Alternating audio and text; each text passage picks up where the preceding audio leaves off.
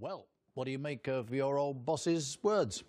Well, I thought it was quite funny when he was talking about movements and rising up, because the only movement of people rising up that he ever was involved with was the anti-war movement, which was brought about really very strongly because of all his basically distortions on the war in Iraq. I'm not surprised. You know, there still are, I'm afraid, a number of people, thousands of people who voted to remain who haven't accepted the result. The interesting thing is, of course, that a lot of people who voted to remain and were very reluctant Remainers have now decided that, you know, the best thing is to get on with it, and are actually welcoming the fact that the negotiations will soon start. So I think no one really seriously will take what Tony Blair is saying, will treat it very seriously. You know, he's said a lot of these things before.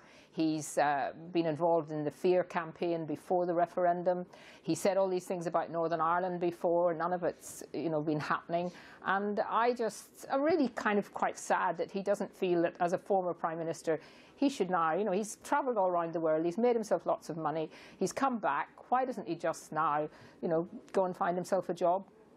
But wouldn't you agree that maybe a lot of people have said, well, we better get on with it and make the best of a bad job, Remainers might say, but an awful lot of people also saying, hang on, this wasn't really what we thought we were voting for anyway, as the actual business of leaving the European grows, not near, is it, but as it grinds along? Well, I think certainly when I was involved in the campaigning for leave to me and to what we were saying was that it meant if you're going to leave the European Union, you have to leave the internal market. Otherwise, you are still part of the European Union. So I think people were much more sophisticated and much clearer than, you know, people like Tony Blair want to try and make out. There's this idea that somehow the ordinary average person who voted to leave was misled, didn't know what they were voting for, and that only people like Tony Blair knows what they should have been voting for. And it's not just sort of patronising, but it is a little bit of arrogancy there, which I'm afraid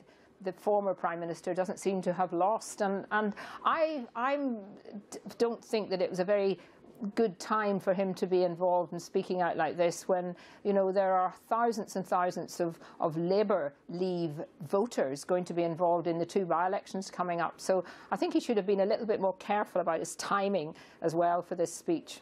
What about a second referendum as we get close to the break with the European Union? Do you think that is a possibility? Is it something that if people like you are so confident of your case, you should welcome?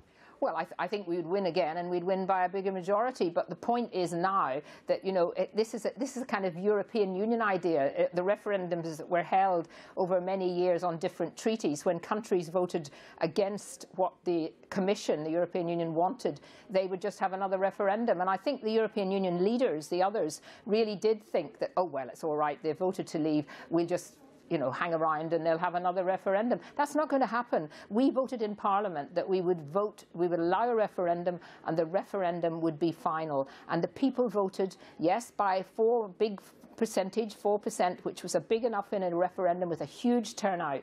So I don't see the need. I think what we do want to do is to get that unity. And I'm afraid Tony Blair, speaking out like he did today and talking about building movements to fight this, is not really about bringing people together and getting that very, very good deal that I'm still convinced we can get when we start the negotiations. So you're content, completely content with the way things are going? Nothing to worry about? Nothing to worry about our place in the world post-Brexit? No, I think I'm excited about it. I think we've got a great future. We can look to the rest of the world. We'll be an independent country that can make our own decisions.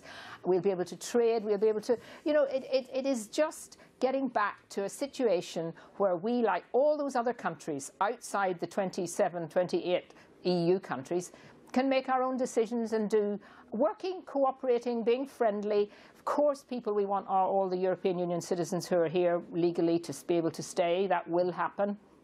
I'm pleased that that's a priority of the government when the negotiations happen.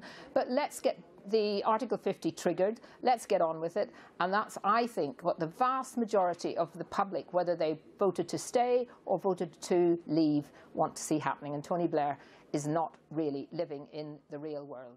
We will make America great again.